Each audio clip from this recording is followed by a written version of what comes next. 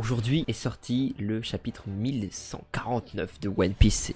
J'en attends beaucoup que la fin du 1148 était tout simplement annonciateur d'une grande fin. Faites pas attention, mon lit il est défait. Je m'en fous. Regarde ma caméra, elle en a carrément rien à foutre. Donc on a le petit cover du Shonen Jump qui est très sympa. Ouais, on va se mettre dans cette pause pour lire One Piece. Je trouve que c'est une bonne pause. Chapitre 1149, une seconde. À vos théories, qu'est-ce que ça veut dire une seconde? Le nom du chapitre, une seconde. Alors en effet, Sommers ne se régénère pas face à Scooper-Gaban. Pourquoi est-ce que Scooper-Gaban a un pouvoir? On voit que la hache est imprégnée de haki là. Je suis rouillé. Ouh, j'aime bien quand il dit ça les gens. Il vient de mettre KO un chevalier divin et il dit je suis rouillé. Oh. Ok, il reprend son arme en main. Oh là là là, cette base. Mur de ronce. Ok, il est direct debout. Le ratiboiseur. Qu'est-ce que tu fous à Elbaf? Donc on a ronce impériale et enfer écarlate qui lance sur un Scooper-Gaban. Regarde bien où tu marches. J'ai pas que ça à faire là. Allez, viens. Regardez-moi cet éclair qui traverse le chevalier divin. Est-ce que cet éclair est le nouveau pouvoir que Luffy va devoir apprendre? Futenrak. Wesh. Du coup, il est ouvert en deux. Waouh. Attendez, son bras n'a toujours pas repoussé ici. Hein. Il la défonce. Il est déjà mort là, Sommers? Chopper va lui demander comment il a fait déjà. Ils sont mille feux du coup à la bibliothèque. Ça brûle bien. Je suis désolé, c'est à cause de moi que tu brûles. Non, Ronja. Ronja, elle était à deux doigts de me faire chialer au chapitre d'avant alors qu'on la connaissait même pas. Hein. GG Oda pour ça. Je m'appelle surtout pas Coron. Ah, bah oui. Gunko comprend que Coron est le fils de Scooper-Gaban. Papa, c'est mon père, les gars. Mon père est plus fort que n'importe qui. On va s'en sortir, les gars. Elle comprend que c'est son fils. Scooper-Gaban comprend qu'elle a compris. Et elle lui fonce dessus. Accorde-moi une seconde. Sois patient.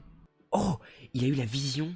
Il a eu la vision de Gunko. Comme quoi il se ferait transpercer s'il agit pas. Je vais tenir. Je me rends. Désolé, Elbaf. Quelle faiblesse. Waouh. Scooper-Gaban, quoi. Désolé, Coron. Tu as dû souffrir, pardonne-moi. Papa, monsieur Ya. Papa. Père. Elle a un souvenir de Gunko, ok. Mais le yo, qu'est-ce que ça veut dire? Attendez, père? C'est quoi ce souvenir? Yo. Ah, tu sais, mon rêve c'est de devenir pirate.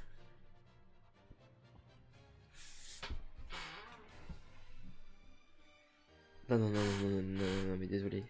Je mets tout de côté pour l'instant, mais... Brook a un fils, une fille. Mais non, avoir un développement de Brook à Elbaf. Non, j'y crois pas. Let's go, Brook, let's go. Donc sa fille serait Gunko. Elle lui ressemble vraiment. Brook dit, elle lui ressemble vraiment. C'est toi, Brook? Gunko, elle est bloquée par quelque chose. Kling. Gunko va être une gentille à la fin. Oh, c'est 100% sûr. Oh, le plaisir. Pourquoi est-ce que vous traînez? Seigneur Imu? Imu? La Terre Sainte est en flammes. La Terre Sainte est en flammes? La Terre Sainte est en flammes? Est-ce que, genre, Dragon est actuellement à Marijoie en train d'attaquer la Terre Sainte? Non, je refuse de croire ça. C'est incroyable si c'est le cas. Ce chapitre est exceptionnel. Oh, qu'est-ce qui lui arrive? Son visage est devenu terrifiant. Il nous faut des renforts. Donc Imu va vous montrer à quoi ça ressemble d'être dominé par Dieu. Regardez ça. Quoi? Attendez, quoi? Mais attendez, mais rien que cette double page révèle tellement de choses. Brook a une fille, et ce serait Gunko, à première vue en tout cas. En tout cas, c'est peut-être pas vraiment elle. Deuxième chose, Dragon aurait fait son move, enfin, après 25 ans. Troisième chose, Imu est capable de prendre la place de Jean, de Gunko ici. Est-ce qu'il peut prendre la place d'autres personnes? Je ne sais pas. La semaine prochaine, ça va être fou.